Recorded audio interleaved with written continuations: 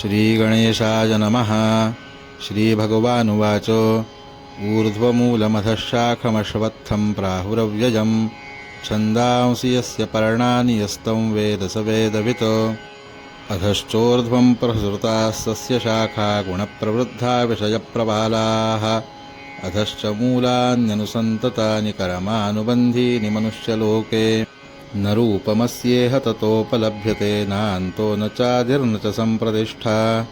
अश्वत्थमेनं सुविरूढमूलमसङ्गशस्त्रेण दृढेन छित्त्वा ततः पदं तत्परिमार्गितव्यं यस्मिन् गता न निवर्तन्ति भूयः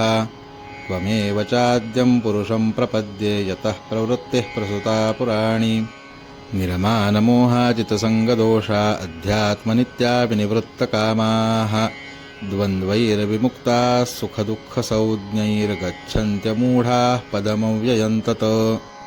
न तद्भासयते सूर्यो न शशाङ्को न पावकः यद्गत्वा न निवर्तन्ते तद्धाम परमं मम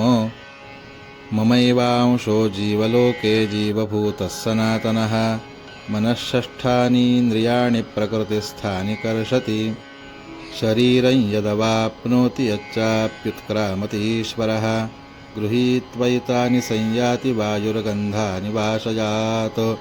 श्रोत्रं चक्षुस्पर्शनं च रसनं घ्राणमेव च अधिष्ठाय मनश्चायं विषयानुपसेवते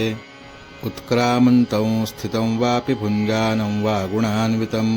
विमूढानानुपश्यन्ति पश्यन्ति ज्ञानचक्षुषः यतन्तो योगिनश्चैनं पश्यन्त्यात्मन्यवस्थितं यतन्तोऽप्यकृतात्मानो नैनं पश्यन्त्यचेतसः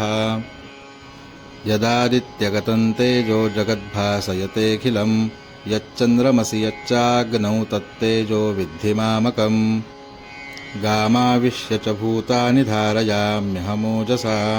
पुष्णामि चौषधीः सर्वाः सोमो भूत्वा रसात्मकः अहं वैश्वानरो भूत्वा प्राणिनां देहमाश्रितः प्राणापानसमायुक्तः पचाम्यन्नं चतुर्विधम्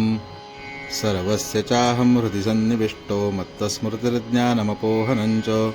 वेदैश्च सर्वैरहमेव वेद्यो वेदान्तकृतवेदविदेव चाहं द्वामिमौ पुरुषौ लोकेऽक्षरश्चाक्षर एव च अक्षरः सर्वाणि भूतानि कूटस्थोऽक्षर उच्यते उत्तमः पुरुषस्त्वन्यः परमात्मेत्युदाहृतः यो लोकत्रयमाविश्य बिभर्त्यव्यय ईश्वरः यस्मात्क्षरमतीतोऽहमक्षरादपि चोत्तमः अतोऽस्मि लोके वेदे च प्रथितः पुरुषोत्तमः यो मामेवमसम्मूढो जानाति पुरुषोत्तमं स सर्वविद्भजति मां सर्वभावेन भारत इति गुह्यतमं शास्त्रमिदमुक्तं मया नघ एतद्बुद्ध्वा बुद्धिमान् स्यात् कृतकृत्यश्च भारत। ओं तत्सदिति श्रीमद्भगवद्गीतासूपनिषत्सु ब्रह्मविद्यायां योगशास्त्रे श्रीकृष्णार्जुनसंवादे पुराणपुरुषोत्तमनामयोगो पञ्चदशोऽध्यायः।